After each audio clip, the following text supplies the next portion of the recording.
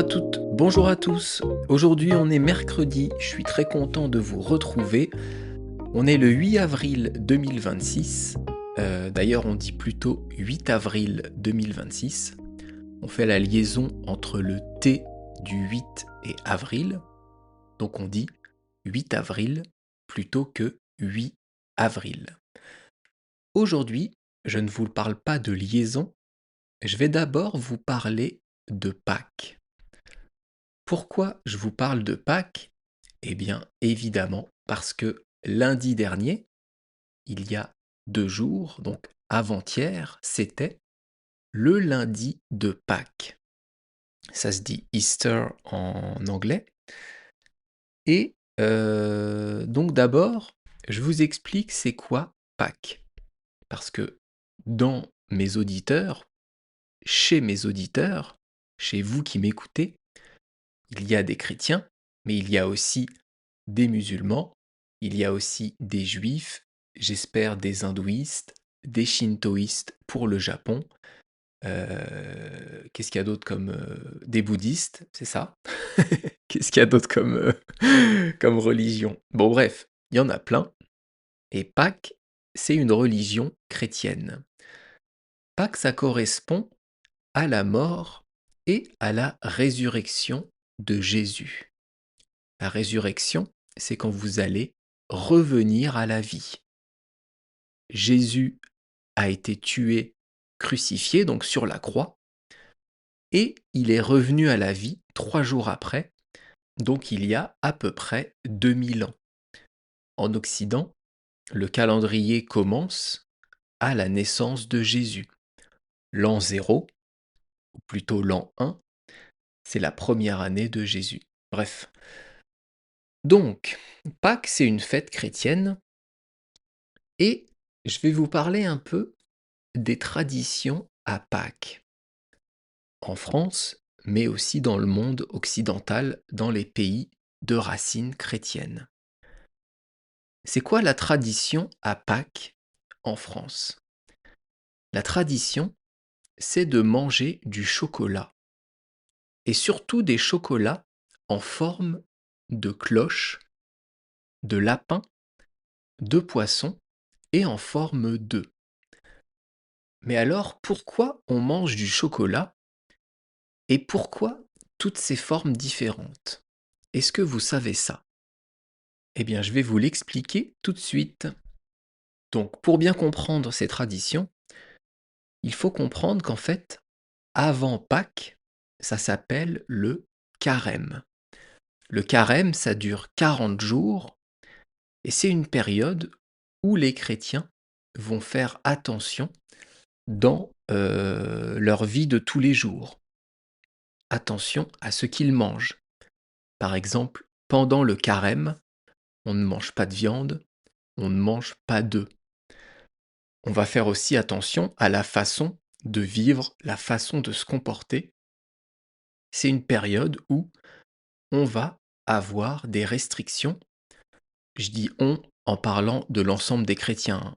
Personnellement, je suis athée, ou plutôt peut-être agnostique, mais ça c'est un mot compliqué que je vous expliquerai une autre fois.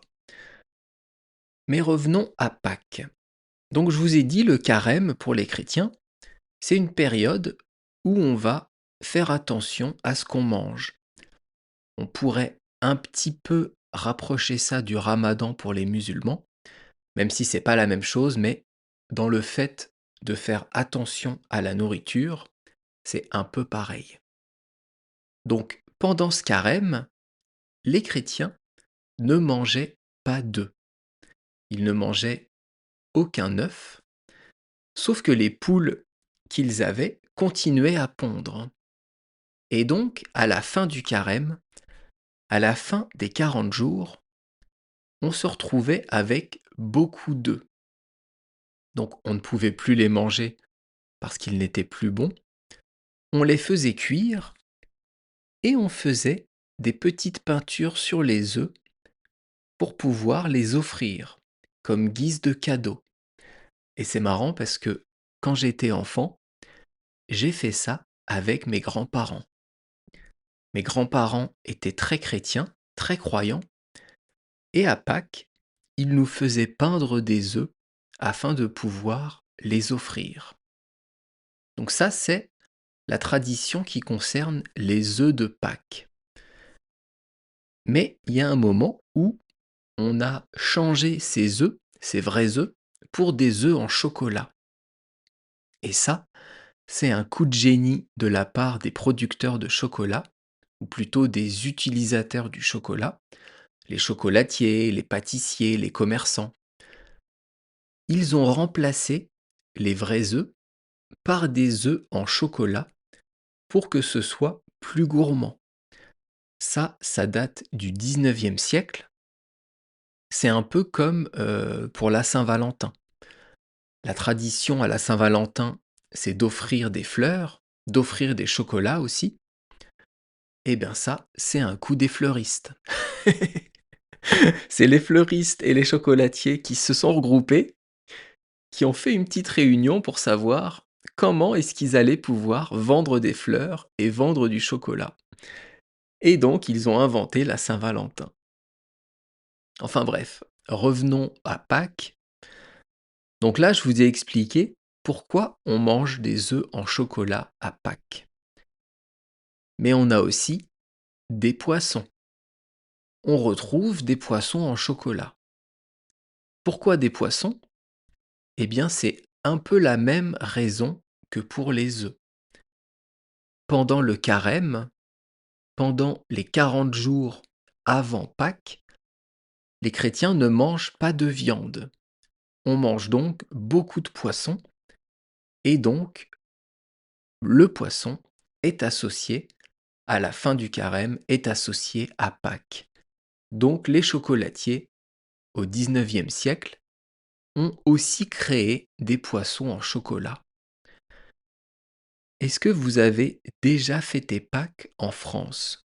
Ou peut-être dans un pays occidental? Je vous ai dit au début du podcast, on retrouve des œufs en chocolat, des poissons en chocolat, mais aussi des cloches et des lapins. Alors, pourquoi des cloches et pourquoi des lapins?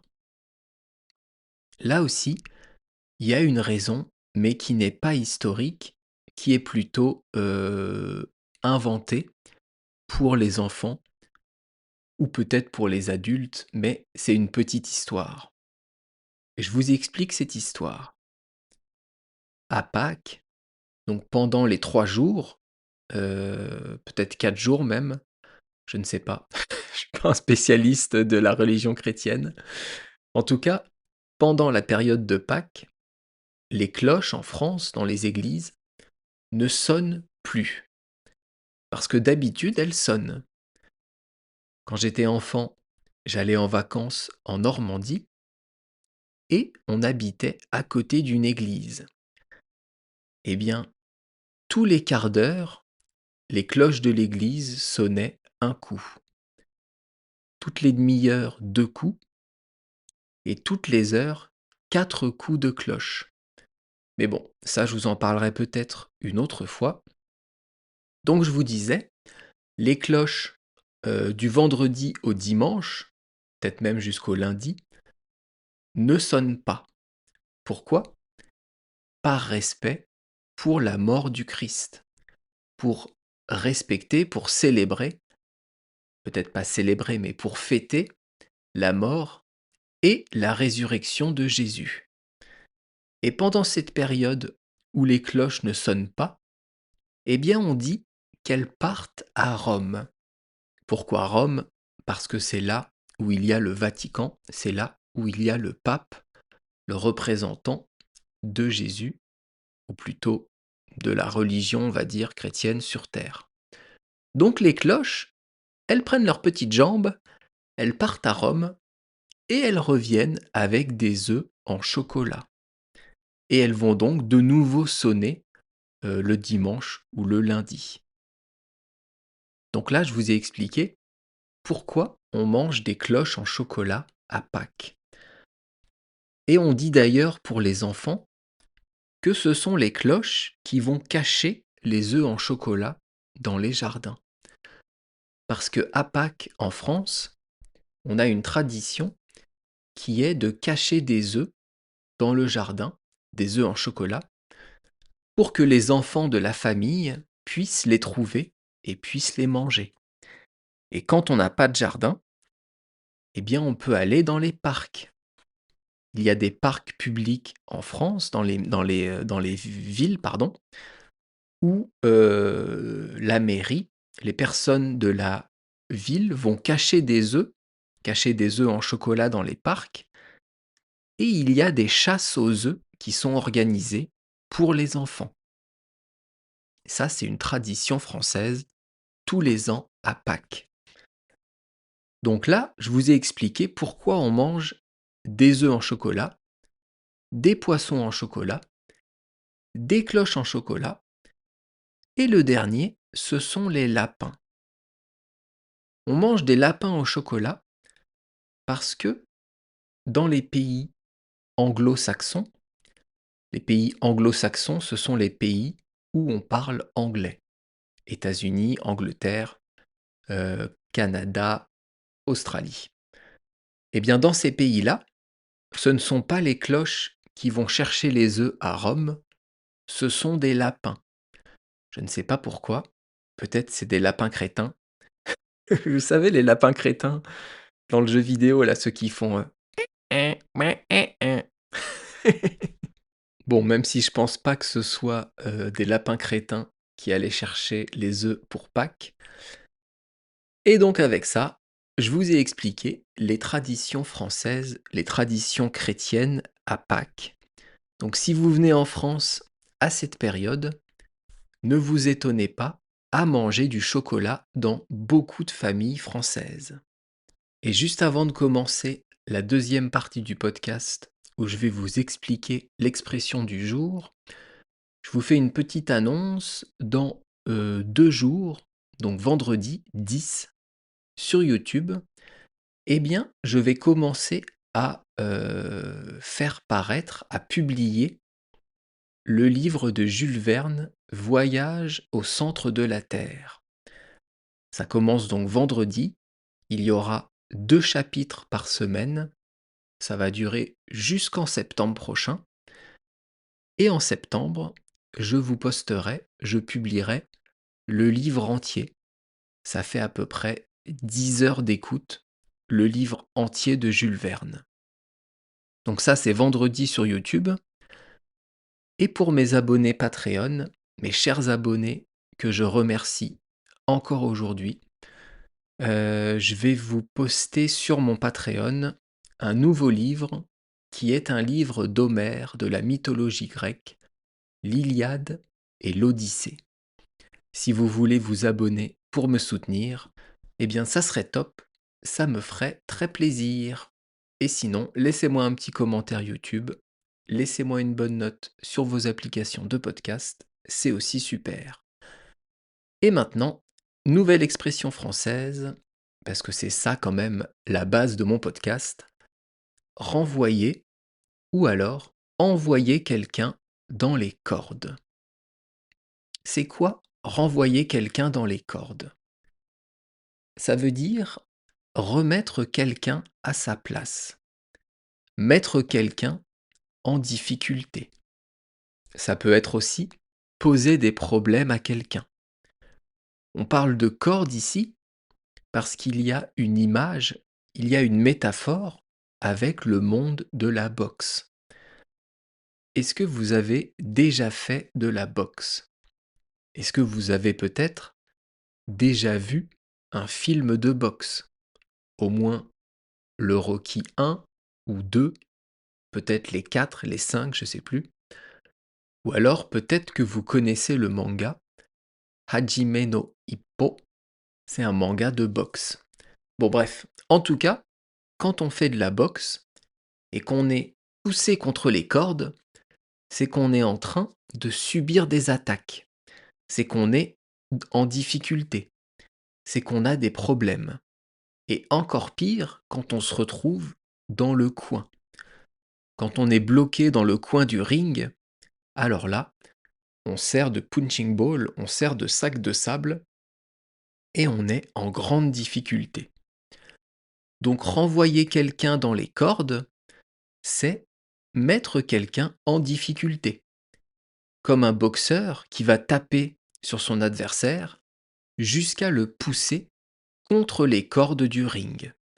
C'est ça, renvoyer quelqu'un dans les cordes. Est-ce que c'est clair l'explication pour vous ou pas?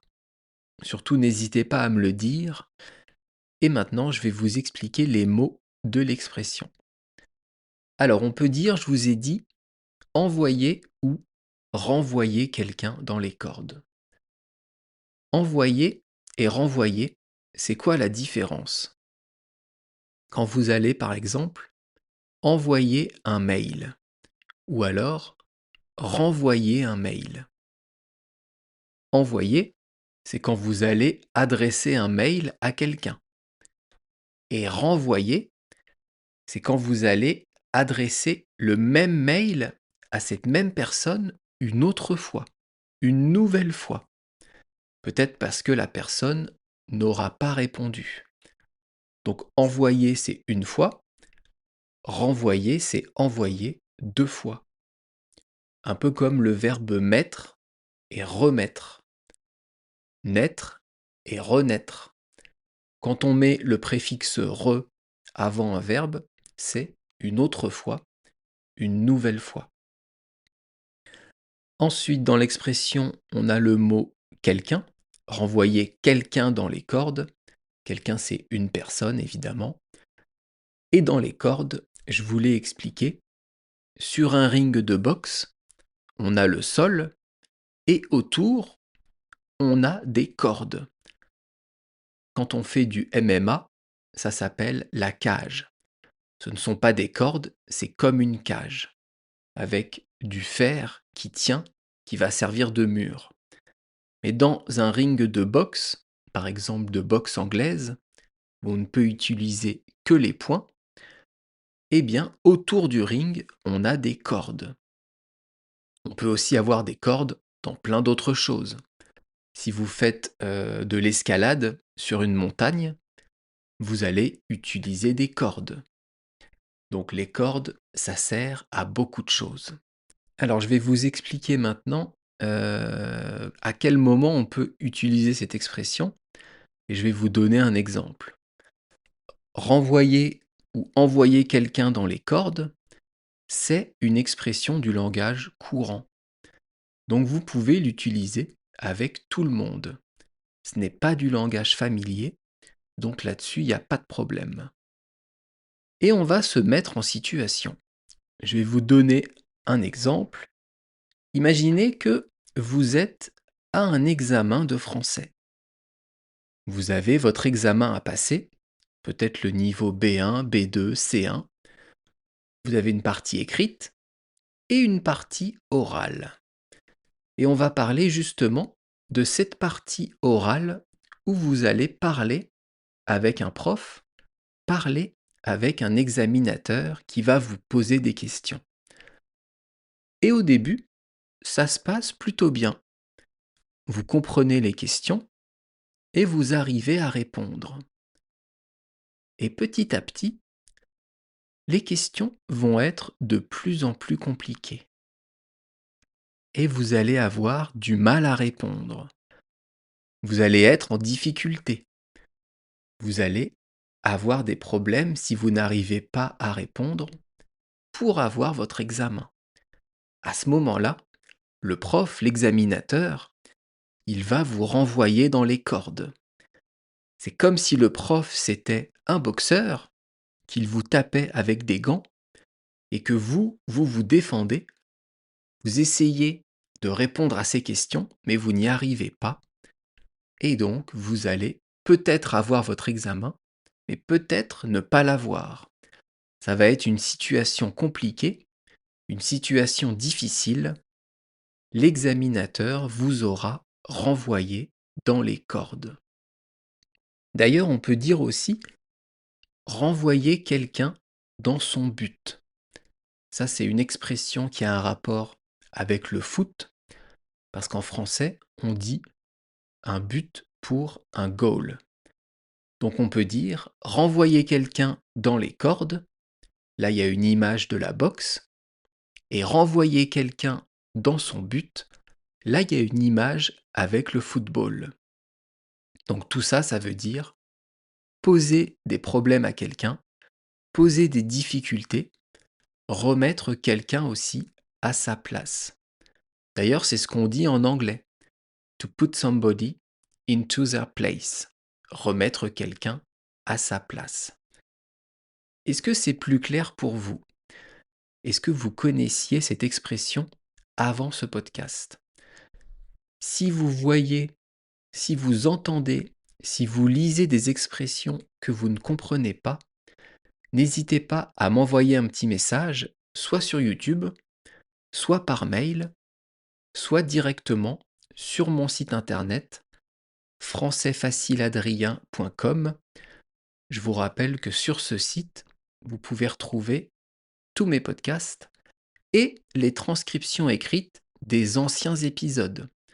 Donc si vous voulez écouter et lire en même temps la transcription, elle est dispo sur mon site françaisfacileadrien.com. Non pas demain, pardon. C'est vrai que je fais plus un podcast par jour. Dimanche, puisque ce sera dimanche le prochain podcast, je vous expliquerai l'expression être une bonne pâte. Ça n'a rien à voir avec les pâtes qu'on mange, mais je vous dirai tout ça dimanche. D'ici là, je vous souhaite de passer un bon mercredi, une bonne semaine, et on se retrouve bientôt. Bye bye, hasta luego, et la lera, matane.